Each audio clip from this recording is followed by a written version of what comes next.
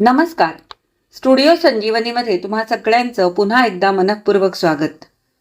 आज मी प्राध्यापिका माधुरी शानबाग यांची सावित्री ही कथा वाचणार आहे. ही कथा ज्या वेळेला त्यांनी परदेशात वाचली त्यावेळेला तिथल्या लोकांनी सुद्धा त्यांना भरपूर प्रतिसाद दिला आणि तिथल्या लोकांना ती अत्यंत आवडली. तर आज ती कथा मी तुमच्यापर्यंत घेऊन आले आहे. आता आपण सुरुवात करू.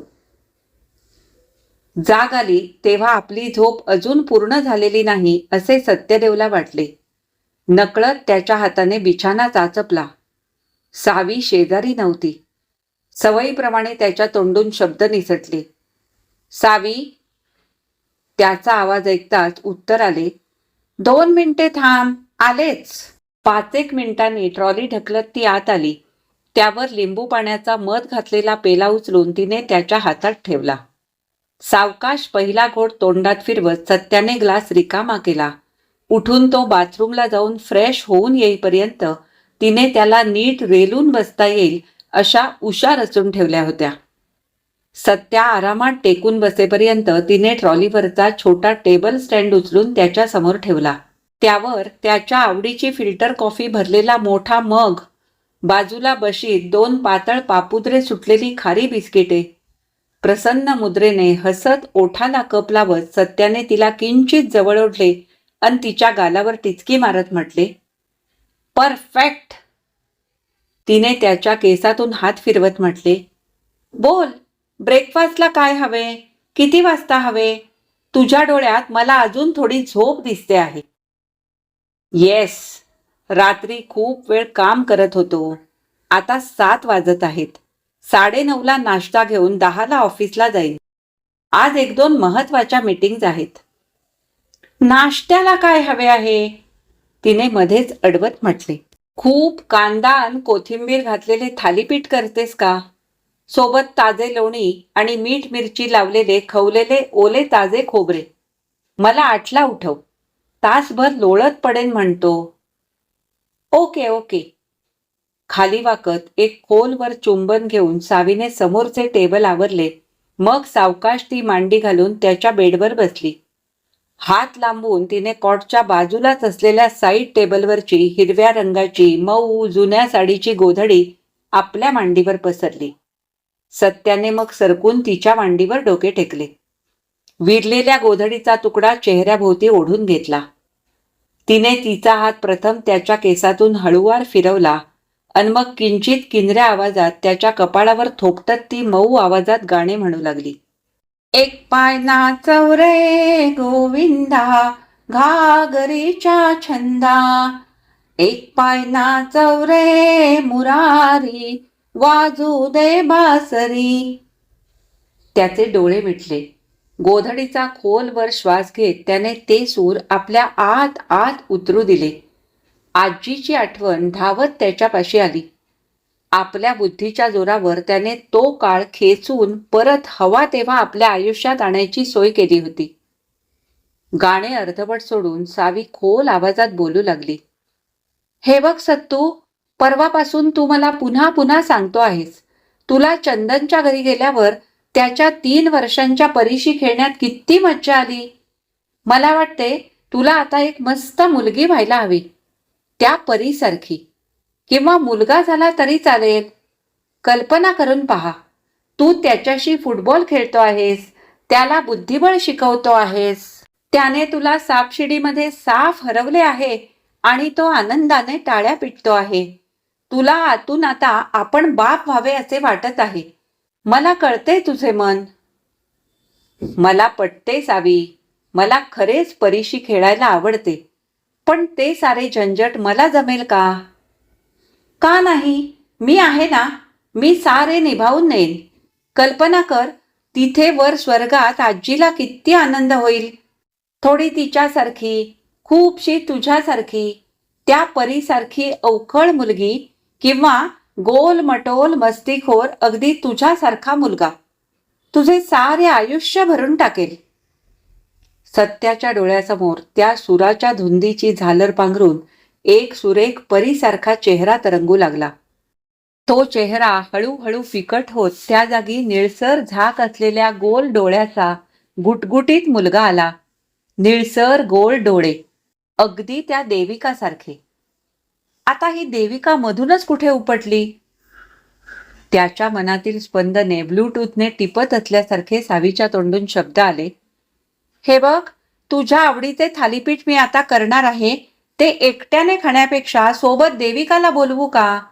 मग तुम्ही दोघे खात खात कंपनीच्या नव्या प्रॉडक्टबद्दल बोलू शकाल. तुम्हा दोघांच्या कंपन्या एकमेकांच्या स्पर्धक असल्या तरी तुमच्या कामामध्ये बरेच साम्य आहे. एकत्र थालीपीठ खाताना तुम्हा दोघांनाही नवे नवे सुचत जाईल, मला खात्री आहे. Okay okay. ती परी म्हणजे खरीच आकाशातून थेट चंदनच्या घरात उतरलेली परी आहे.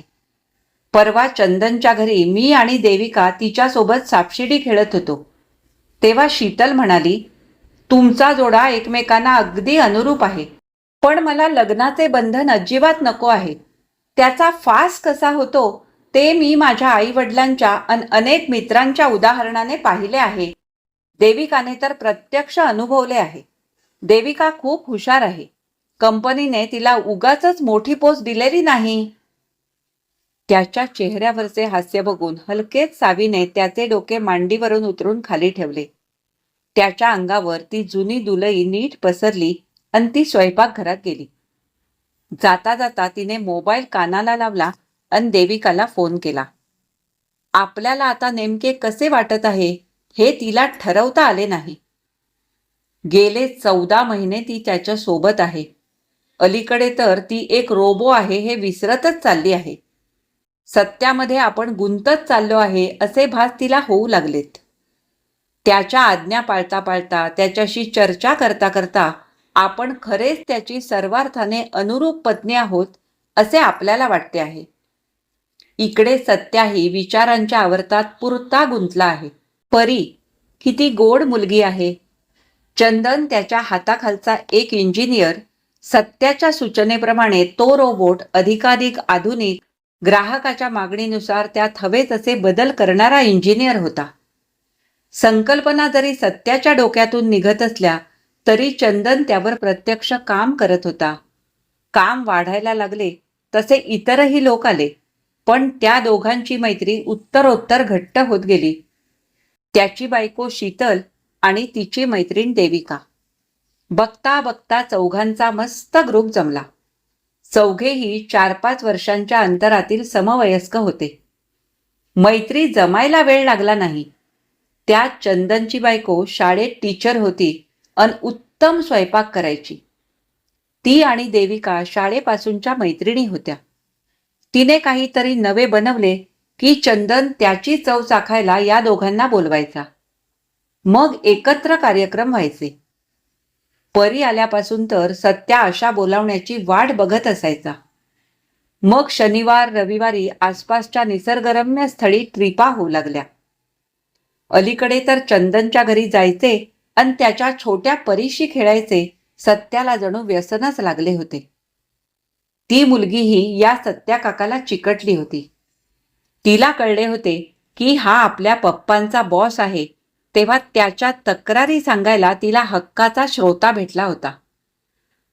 तू मला लांब केसांची रापुंजेल डॉल दिली नाहीस तर मी सत्या काकाकडे तुझी तक्रार करेन, असे तिने बापाला धमकावले की सत्याने त्याच दिवशी बाजारात जाऊन ती वस्तू घेऊन चंदनच्या घरी जायचे निमित्त गाठलेच म्हणून समजा. आज सावीने नेमके त्याच मुद्द्यावर बोट ठेवून त्याला समजावले होते. सत्या डार्लिंग, तुझी 35शी आली. आता तुला गंभीरपणे विचार करायला हवा. त्याला सावीचा जन्म आणि तिचे ठेवलेले नाव आणि घरी येणे, सतत सुधारत आजच्या पायरीवर येणे आठवत राहिले. 3-1 वर्षांपूर्वी त्याच्या मनात पहिला विचार आला आणि काही महिन्यातच त्याने तो प्रत्यक्षात आणला होता. त्याच्या मनात परी घुसायच्या आधी होते ते आपले सावीबरोबरचे शांत आयुष्य आठवले. मन भूतकाळात गेले. Sole assistance variable 3 SSV3 Savitri, सत्यदेवाची माझी एकट्याची सावित्री. ओठांचा चंबू करून त्याने समोरच्या स्क्रीनवर चुक असा आवाज करत एक उडते चुंबन फेकले. त्याच्या चेहऱ्यावर मस्त हसू पसरले. वाह, असा आपोआप तोंडातून निघालेल्या उच्चाराला मुक्तपणे उधळत हसून स्वतःला दाद देत त्याने सेफची कळ दाबली. गेले 6-7 महिने आपण घेत असलेल्या मेहनतीला फळ आलेले दिसल्यावर कुणीही खुश होईलच. हात तण्णावून मागे नेत त्याने आळस दिला आणि उठून तो आपल्याला हवी तशी कॉफी बनवू लागला. त्याने स्वतःलाच बजावले, हा दिवसातला 6वा कप आणि शेवटचा कप आहे. पुढच्या आठवड्यात मी 5चे टार्गेट नक्कीच गाठेन. एकदा का माझ्या मनाप्रमाणे मी माझी सावित्री बनवली आणि घरात ती नांदू लागली की माझा स्ट्रेस कमी होईल. सतत कॉफी पिणे थांबेल.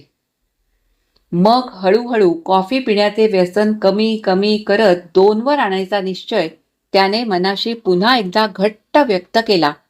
जसे जसे सावित्रीचे प्रोटोटाईप बनत होते तसे तसे दिवसाच्या 20 कपावरून तो 2 महिन्यात 6वर आलेला होता. काही दिवसातच आपल्याला हवी तशी जोडीदार स्त्री घरात आपल्यासोबत राहू लागेल या कल्पनेने त्याच्या आयुष्यात स्थिरता येऊ लागली होती. दाणे मनासारखी पडत आहेत याचा आनंद व्यक्त करायला ही माझी 16 वर्षांपासूनची कृष्णसखी कॉफी ओठांना भिडायलाच हवी. काचेच्या उभट मगमध्ये पाणी भरून त्याने मायक्रोत ठेवून 2 मिनिटाची कळ दाबली. तोवर फ्रीजमधले चिकन सॅलडचे बाऊल बाहेर काढून त्यावरचे पातळ प्लॅस्टिकचे आवरण दूर करत त्यावर भरपूर चीज भुरभुरले आणि मग तेही गरम करत ठेवले. सकाळीच ब्रू केलेल्या कॉफीचा शेवटचा हप्ता त्याने गरम पाण्यात ओतला. मस्त चमचा ढवळत त्याचा वास छातीत भरून घेतल्यावर त्याचा निम्मा शीण जणू त्या द्रवाच्या वासाने हलका विरघळला. दोन्ही हातात मग आणि डिश तोलत पायानेच ढकलून दार उघडत तो आपल्या बेडरूमच्या गच्चीत आला. तिथल्या छोट्या 2च खुर्च्या असलेल्या उंच उभट कॉफी टेबलवर बसून त्याने सभोवती नजर फिरवली. पहिला घास तोंडात टाकण्यापूर्वी त्याने समोरच्या टॉवरवरील हिरवट आकड्यांकडे नजर टाकली. 11 वाजून 10 मिनिटे झालेली होती. त्याने खुशीने एकामागे एक घास तोंडात टाकत नजर फिरवली. 14व्या मजल्यावरचा त्याचा हा ओरायन सोसायटीतला 3 बेडरूमचा प्रशस्त हवेशीर फ्लॅट त्याला खूप आवडायचा. गच्चीत असे निवांत खात बसले की दूरपर्यंत नजर पोचेल तिथवर उंच इमारती. त्यांच्या संकुलामध्ये हिरवाईचे राखलेले चौकोन, काही डेरेदार झाडे आता पिवळ्या पांढऱ्या प्रकाशाच्या फिकट चादरीने त्या सर्वांचा अवघा रंग एक गडद सावळा झाला होता. दूर टेकडीवर दिसणारे श्री श्री रविशंकर यांच्या प्रार्थनागृहाचे चकमकते शिखर तेवढे ओळखीचे वाटत होते. बंगलोरच्या कनकपुरा रोडवरच्या उपनगरात निवांत हिरवाईतील ही जागा त्याने वेचून निवडलेली होती. रात्रीची नीरव चादर सर्वांवर आपली मायेची शाल पांघरत होती. खाली दिव्याची झगमग आणि भोवतीची वेढून घेणारी असीम शांतता. मनासारखे काम झाले की असे पोटभर आवडते खाताना अधिकच चविष्ट लागते. सारे काही सिंकमध्ये टाकत त्याने ब्रशवर पेस्ट पसरली. एअर कंडिशनर योग्य त्या तापमानावर ठेवून बिछाण्यावर पडताना त्याच्या चेहऱ्यावर हसू होते. आपल्या सावित्रीला बाह्य रूपात कोणता साज चढवायचा याचा विचार करता करता कधी झोप लागली सत्याला कळलेच नाही. कधी डोक्यावर पदर घेतलेली साडी, कधी मांड्या जेमतेम झाकणारा स्कर्ट, कधी सलवार कमीज, तर कधी नितंबाचे वळसे दाखवणारी जीन्स आणि नूडल टॉप्स. शेवटचा विचार तेवढी एक खुपणारी खंत आहे इतकेच त्याला स्पष्ट आठवत राहिले. काम, पैसा, प्रतिष्ठा इतके भरभरून यश मिळवले आहे आणि ते शेअर करायला जीवाभावाचे कुणीच नाही. आता आयुष्यात सावित्री येईल आणि ती जागाही भरून काढेल. पहिल्या गाढ झोपेनंतर त्याला जाग आली. उठून ग्लासभर पाणी पिऊन तो पुन्हा बिछाण्यावरील मऊ दुलईत घुसला. नेमके कुठे कुठे चुकत गेलो आणि असे एकटे झालो. अर्धवट ग्लानीत असताना त्याला आपल्या उण्यापुऱ्या 34 वर्षांच्या आयुष्यातील चित्रे आलटून पालटून स्मृतीतून वर येत पापणीत पसरत राहिल्याचे जाणवले. आपण 3 वर्षांचे आहोत. नाका डोक्याभोवती मऊ उशी दाबून कानावर येणारे भांडणाचे आवाज आज शिरू नयेत म्हणून प्रयत्नांची पराकाष्ठा करत आहोत. मम्मी आणि पप्पांची रोज होणारी भांडणे, बहुतेक भांडणाची कारणे परत परत उपटणारी तीच तीच, त्याच्या मेंदूला न समजणारी, अगम्य पण त्याच्या इवल्याशा काळजात भयाच्या लाटा उसळून गुदमरून टाकणारे ते असह्य क्षण आता एक स्मृती बनून परत परत त्याच्या या अर्धवट झोपेच्या क्षणांना लपेटून घेत. मग त्यांचा झालेला घटस्फोट, त्याला न कळणाऱ्या भाषेत बोलणारे इतर सर्व, पुढची मोजून 4 वर्षे आजीच्या मायेने सावरून घेतलेली, तिच्या साडीच्या निऱ्या वा पदर लपेटून घेतल्यावर वाटणारी सुरक्षितता, त्यासोबत येणारा मसाल्याचा वास, तिचे अचानक हार्ट अटॅकने जाणे आणि आपल्याला त्याचे आकलन न झाल्याने तडफडणे, मग मम्मीचे दुसरे लग्न, सिगरेटचा सतत वास येणारा, त्याच्याकडे एक क्षुद्र किडा असावा अशा नजरेने बघणारा, येता जाता चापट्या मारणारा, दुखेल इतक्या जोराने गालगुच्चे घेणारा अन कान पिरगाळणारा, मम्मीला न कळेल असे चिमटे काढणारा तो नवा डॅडी. एका भेटीत हे सारे खऱ्या पप्पाला सांगितल्यावर पुन्हा झालेल्या कोर्टाच्या फेऱ्या, बंद खोलीत त्या काळ्या कोटातल्या टकल्या आजोबांनी विचारलेले प्रश्न अन आपण दिलेली उत्तरे. मग आपण पप्पाच्या घरी आलो. तिथे असलेल्या नव्या मम्मीने पहिल्याच दिवशी पप्पा कामावर गेल्यावर गाल जोराने कुस्करत, पिरगळत, मोठ्या रागीट डोळ्यात धमकी आणत करड्या आवाजात दिलेली तंबी. मला मम्मी म्हणायचे नाही, मी फक्त आलियाची मम्मी आहे. तू मला आंटी म्हणायचे आणि एक जरी तक्रार समीरकडे केलीस तर हातपाय मोडून ठेवेन. आपला भयाकुल चेहरा बघून आपल्या पायाला चिमुकल्या कोवळ्या हाताचा घट्ट वेढा घालून असह्य रडू लागलेली आलिया. त्या कोवळ्या स्पर्शाने दिलेली ऊर्जा सोडली तर वाट्याला आलेले भीषण काळोख. त्या रात्रीपासून आपण अंथरूण पुन्हा ओले करू लागलो. मग पप्पा होमिओपॅथी डॉक्टर असलेल्या कुठल्याशा मावशीकडे घेऊन गेला. तिने मारलेल्या गप्पा, तिच्या प्रेमळ चौकशीने आपण रडू लागलो. पप्पा आणि तिच्या समोर खरे काय ते बोलू लागलो. दोन्ही घरातून अवघ्या 6 महिन्यात हद्दपार झालो. मग वयाच्या अवघ्या 8व्या वर्षी एका डोंगराळ गावातील निवासी शाळेत आपली झालेली रवानगी. सोबत आठवणीतला आलिया नावाचा त्या गोड मुलीचा दादा दादा असा बोबडा गोड बोल, त्या आठवणीने काही काळ उभारी दिली. मग हळूहळू पडत गेलेली उमज, सुटीतही आपल्याला इथेच राहावे लागते. आपण कुणालाही नको आहोत. भोवतीचे प्रत्येक जण आपापले सुख शोधत आपापल्या जगात रमले आहेत. आपण कशासाठी जिवंत आहोत? आलियाचा स्पर्श पुसट होत चाललेला. मग शाळेत शिकवणाऱ्या त्या हसऱ्या बाई उषाताई, त्या आयुष्यात आल्यानंतर आपले बदललेले विश्व, त्यांनी करून दिलेली शब्दांची आकड्यांची ओळख, त्यांचे तालासुरात कविता शिकवणे. देवा तुझे किती सुंदर आकाश, सुंदर प्रकाश सूर्य देतो, सूर्य देतो, सुंदर वेलींची सुंदर ही फुले, तशी आम्ही मुले देवा तुझी, देवा तुझी. सगळी जीवनेच्छा नकळत झालेल्या त्यांच्या मायेच्या स्पर्शाने, त्यांच्या तोंडून निघालेल्या सुरेल गोड शब्दांनी पुन्हा आपल्याकडे परत आली. आपण सत्यदेव नावाच्या एका मुलाच्या आतला काळोख नाहीसा केला, त्याला संजीवनी दिली, हे त्या बाईंना कळलेच नाही. मग समोर आलेल्या शब्दामध्ये आपण आयुष्याचे प्रेयस शोधत गेलो. सारी ऊर्जा त्यांच्या जादुई अर्थामध्ये ओतत गेलो. बाकी सगळ्या आयुष्यात शून्य शून्य पसरले होते, त्यात आपण आपल्या प्रयासाने एक आणला. 0 आणि 1च्या नव्या बायनरी भाषेत आयुष्याचे सुक्त लिहायचे ठरवले. वयाच्या 10व्या वर्षी एका आंतरशालेय झटपट गणिते सोडवायच्या स्पर्धेत राज्यात पहिला आलो आणि एका डिट्टो उषाताईंसारखे भाव असलेल्या बाईने डोक्यावर तसाच हात फिरवत आपल्याला बक्षीस म्हणून लॅपटॉप हातात दिला. एका नव्या जगाची जणू चावी हातात ठेवली. 10वी-12वी पर्यंत आसपासच्या सगळ्यांना आपल्या बुद्धीची चमक दिपवत राहिली. सारे शिक्षण त्या प्रकाशात आपल्याला पुढे पुढे नेत राहिले. IITत सहज प्रवेश मिळाला. पहिल्याच सुटीत एका कॉर्पोरेट कंपनीने उमेदवारी दिली. कंपनीने खास ट्रेनिंगसाठी परदेशी पाठवले. आयुष्यात पुन्हा डोकावू पाहणाऱ्या मम्मी, तिचा तो सिगरेटच्या वासाचा नवरा, पप्पा आणि त्यांची उग्र हिरवट घाऱ्या डोळ्यांची बायको यांना कटाक्षाने दूर ठेवले.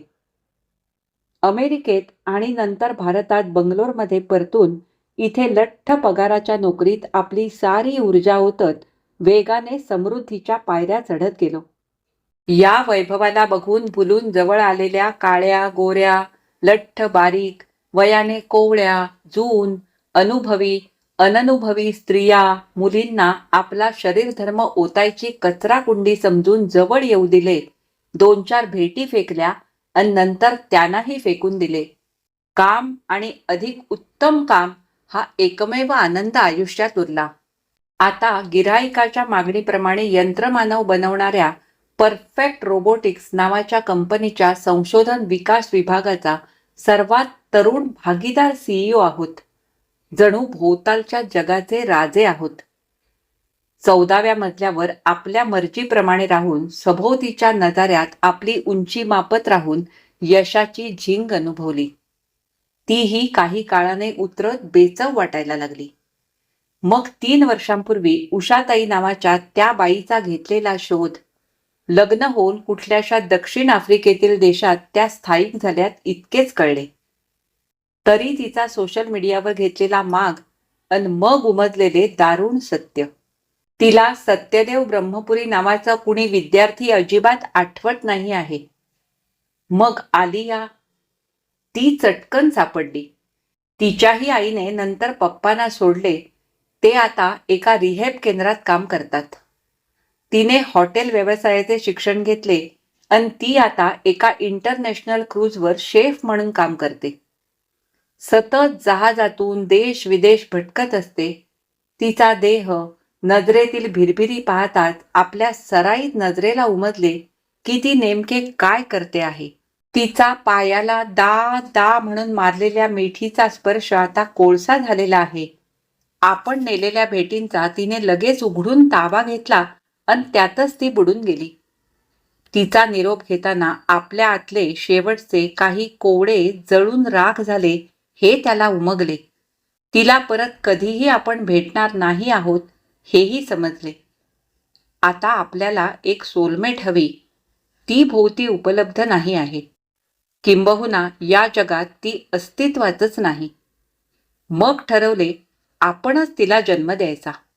आपण गिऱ्हाईकांसाठी असेंब्ली लाईन सांभाळणारे, अकाउंट्स लिहू शकणारे, फ्रंट डेस्क सांभाळणारे, लहान मुलांना शिकवणारे, कुत्र्यांना प्रशिक्षण देणारे, अगदी खाजगी कामे करणारे, म्हणजे बिछाण्यात हवे ते सुख देऊ शकणारे असे रोबो मागणीप्रमाणे बनवतो. आता असा रोबो स्वतःसाठी बनवायचा. सत्याने प्रथम आपल्याला काय काय हवे याची यादीच बनवली. आपल्याला घराची साफसफाई करायचा अलीकडे कंटाळा येतो. कामासाठी ठेवलेल्या बायकांच्या लहरीप्रमाणे वागणे फारच कंटाळवाणे, किचकट आणि दमवणारे असते. आपल्याला चविष्ट स्वयंपाक आवडतो, पण रोज बाहेरचे तेलकट खाऊन वजन वाढते, सुस्ती येते, व्यायामाचा कंटाळा येतो. त्यावर नियंत्रण ठेवण्यासाठी घरी डिनर बनवायला सुरुवात केली, त्याचाही कंटाळा येऊ लागला आहे. कपडे सहज ऑनलाईन मागवता येतात, पण त्यांची देखभाल करायला आवडत नाही. या बाहेरच्या यांत्रिक गरजा झाल्या. असा रोबो बनवणे आपल्या डाव्या हाताचा मळ आहे. मग एक मित्र किंबहुना मैत्रीण हवी, जी कोणत्याही विषयावर आपल्याशी गप्पा मारू शकेल, आपल्यासोबत सौरभ बोथराचे व्यायाम करू शकेल, सिनेमे OTTवरती मालिका पाहू शकेल, त्यावर चर्चा करू शकेल. ही जरा ॲडव्हान्स्ड व्हर्जन हवी, ती आपली कॉफी प्यायची तल्लफ आवरू शकेल. आता कॉफी प्यायची नाही, 8वा कप आहे, असा दम देत तिने हातातून कप काढून घ्यायला हवा. मग कधी कधी एकटे वाटते तेव्हा तिने आजीसारखे आपल्या कपड्यांना मसाल्याचा वास फासत कुशीत घेऊन थोपटत गाणे म्हणत झोपवावे.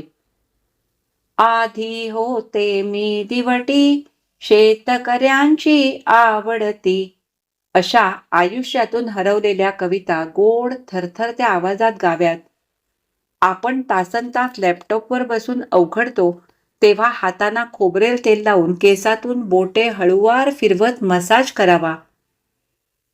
तिसरा भाग तुलनेने सोपा होता. आपल्या शारीरिक गरजाही तिने पुरवाव्यात.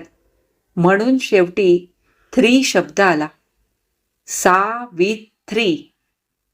3चे 3 केले. नाहीतरी 3ला आपल्या भाषेत त्री म्हणतात. त्रिशूळ, त्रिदेव. नशिल्या हसऱ्या चेहऱ्याची, कुरळ्या केसांची, गोल करवंदासारख्या बाहुल्या असलेल्या डोळ्यांची. आपल्याला वाटेल तेव्हा तिने बिछाण्यात आक्रमक व्हायला हवे. आपल्याला इच्छा होईल तेव्हा तिने लाजरीच्या पानासारखे मिटून जावे आणि आपण तिला एक पाकळी उमलवत फुलवायचे. चांगली 1.5-2 पाने भरेल इतकी यादी तयार झाली. दिवसभर कामावर जाऊन गिऱ्हाईकांना हवे तसे रोबो डिझाईन करून द्यावेत आणि रात्री घरी परतल्यावर आपल्या गरजेप्रमाणे सर्व कामे करू शकणाऱ्या रोबोला बनवायचे काम.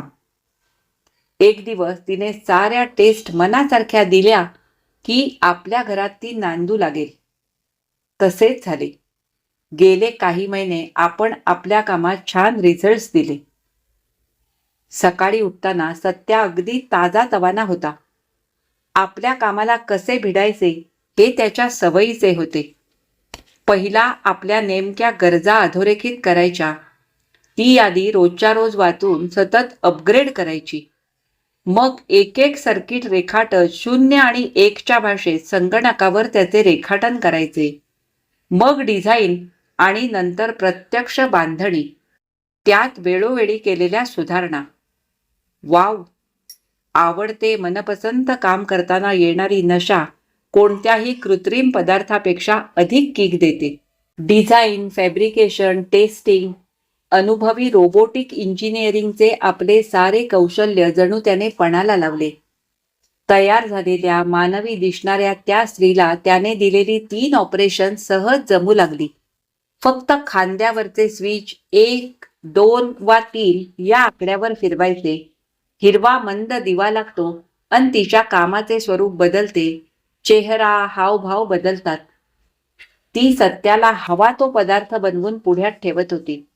घर स्वच्छ ठेवत होती. मग गप्पा मारत प्रेमाने भरवत होती.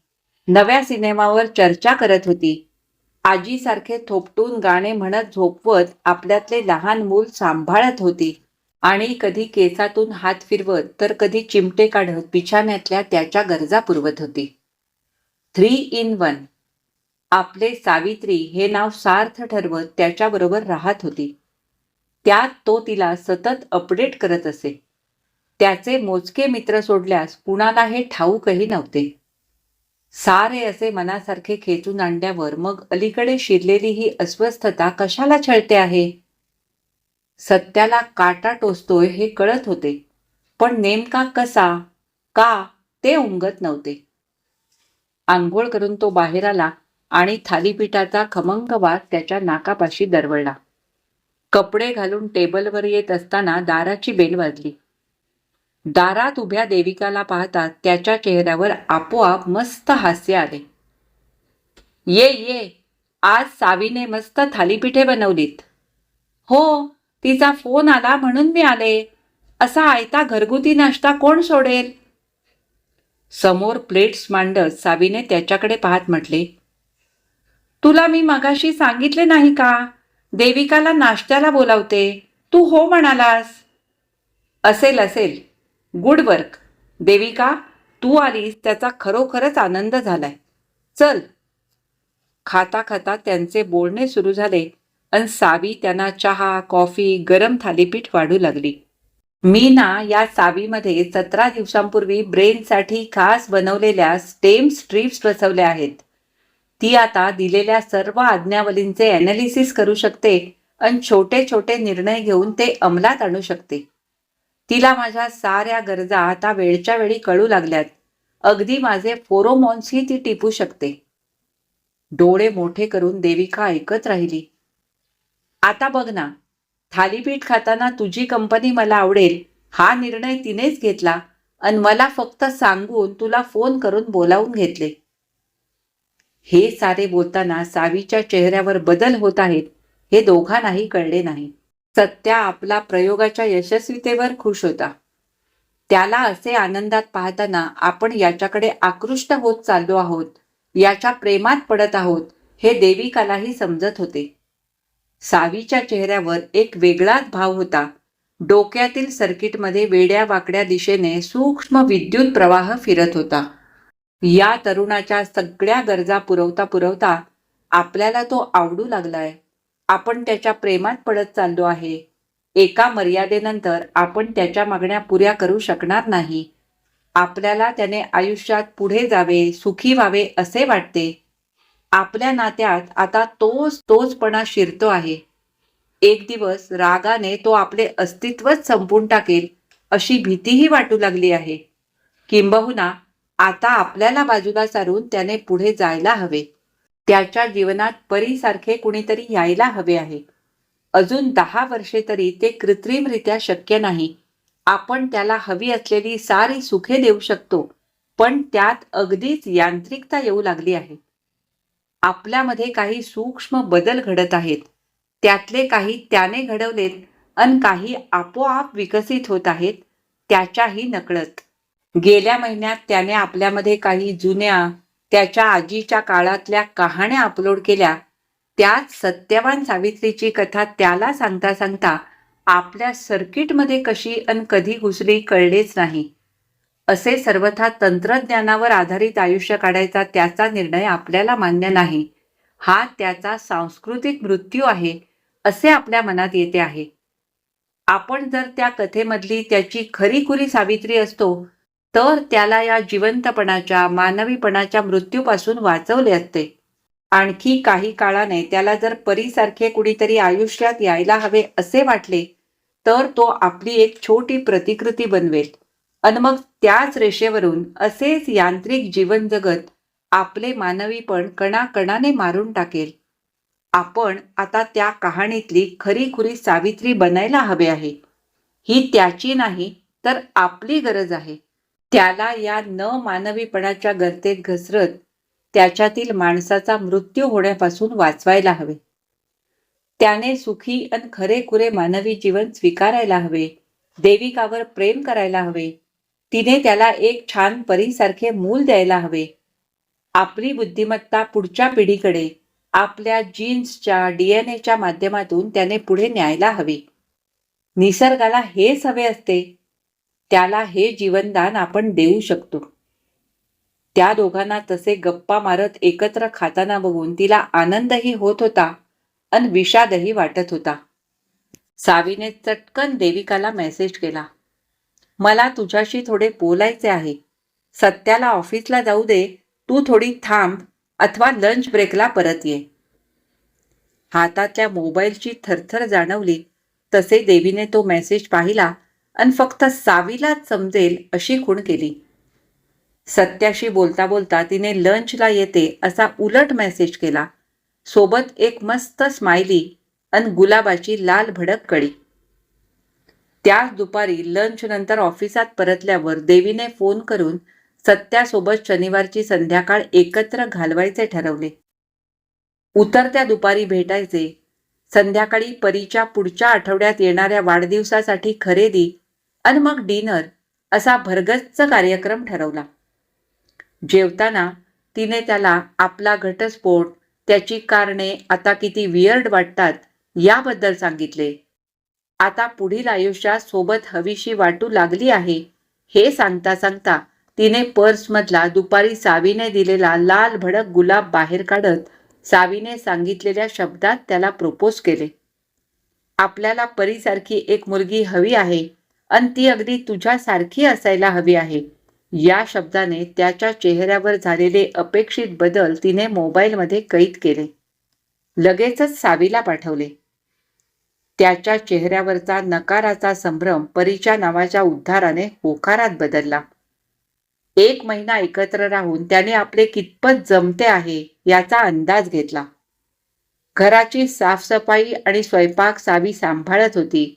अवतीभोवती सावलीसारखी वावरत होती. 1.5 महिन्याने त्यांचे रजिस्टर लग्न झाले. चंदन आणि शीतलने त्याच्या बाजूने अन देविकाच्या आई अन मावशीने खास मुंबईहून येऊन तिच्या बाजूने साक्षीदार म्हणून सह्या केल्या. नंतर मित्रांना दिलेल्या पार्टीत दारात स्वागताला हात जोडून सावित्री हसत उभी होती. देविका आणि सत्याने आमच्या दोघांची सर्वात जवळची मैत्रीण अशी तिची सर्वांना ओळख करून दिली. एक हाडामासाची खरी आणि एक रोबो अशा 2 पत्नींसोबत एकत्र राहणे वाटते तेवढे कठीण जात नाही हे सत्याला पटले. जेमतेम 3-4 महिने असे आरामात गेले.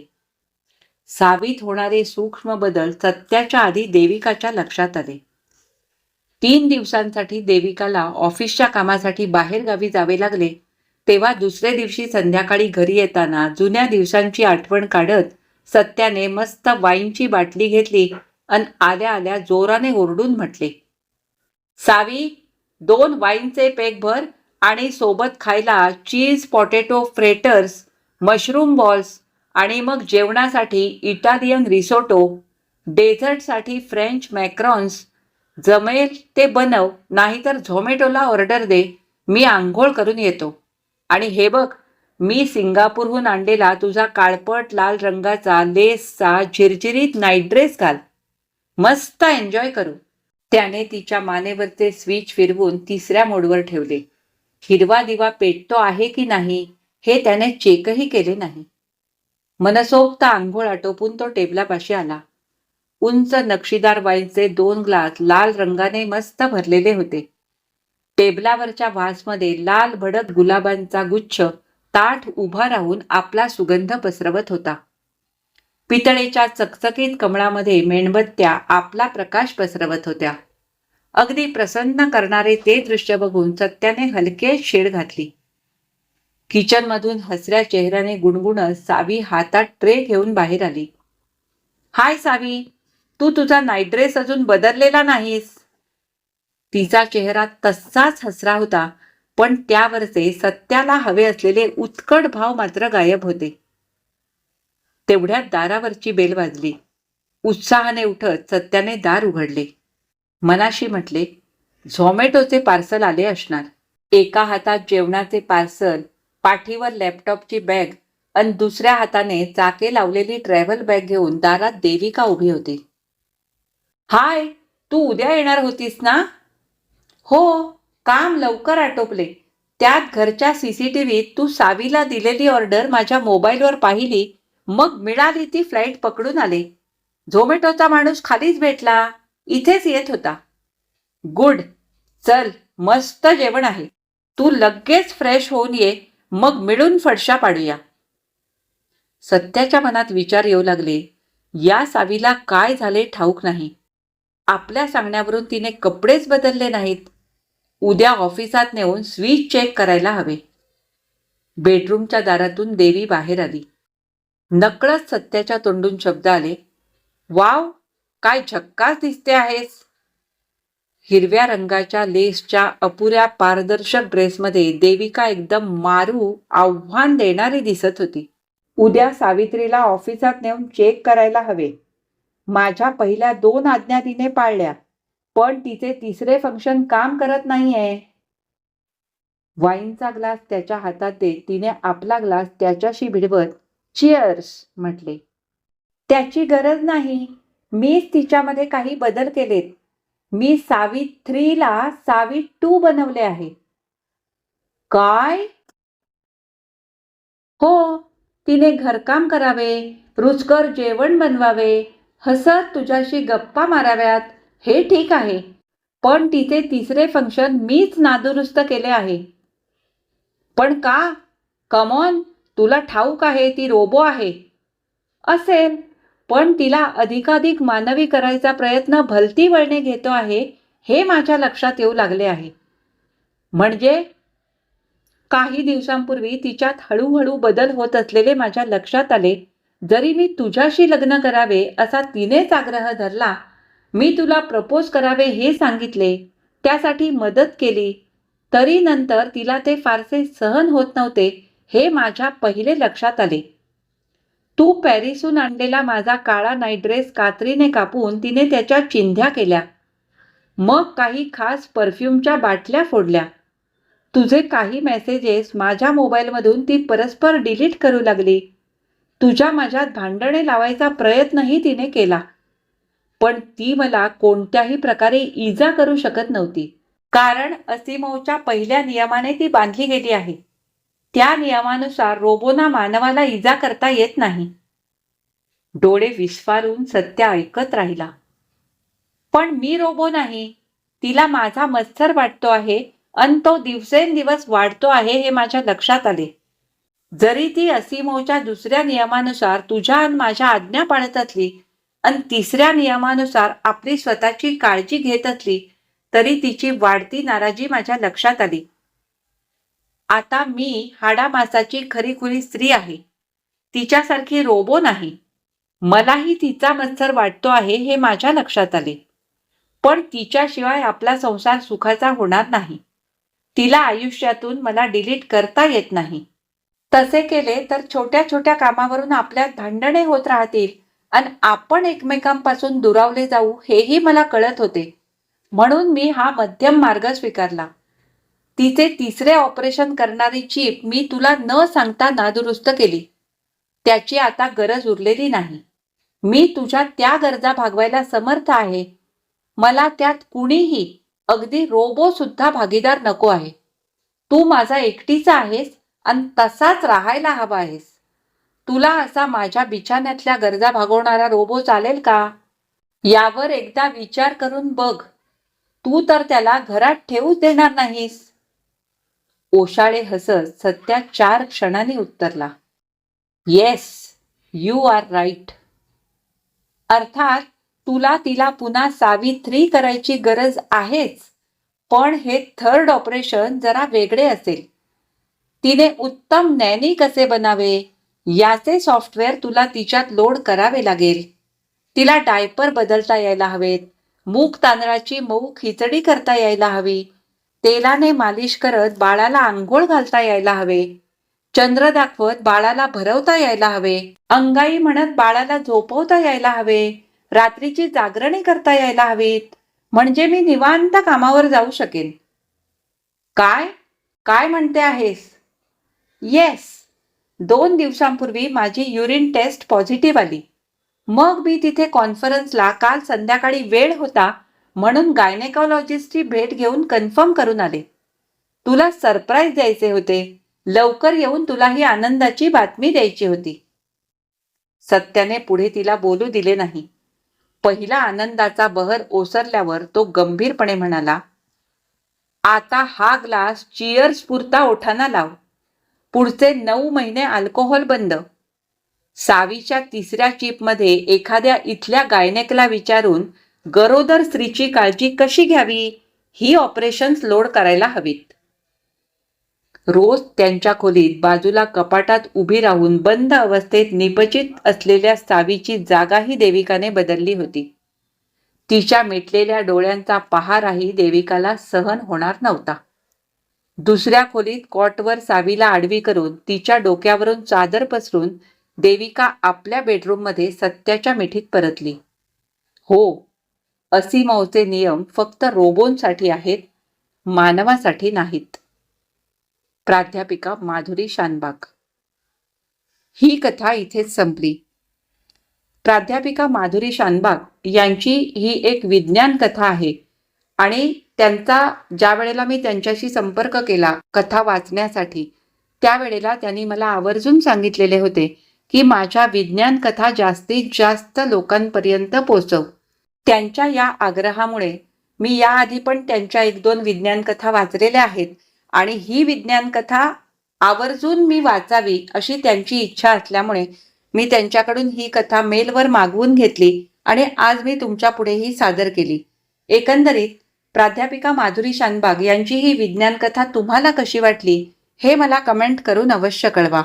आवडली असेल तर लाईक करा, जास्तीत जास्त शेअर करा आणि जर तुम्ही माझ्या चॅनलवर नवीन असाल तर चॅनलला सबस्क्राईब करून सोबतचं बेल आयकॉन दाबायला अजिबात विसरू नका. आता आपण पुन्हा भेटू अशाच एखाद्या छानशा कथा किंवा कादंबरी वाचनासाठी. तोपर्यंत मी तुमचा निरोप घेते. धन्यवाद.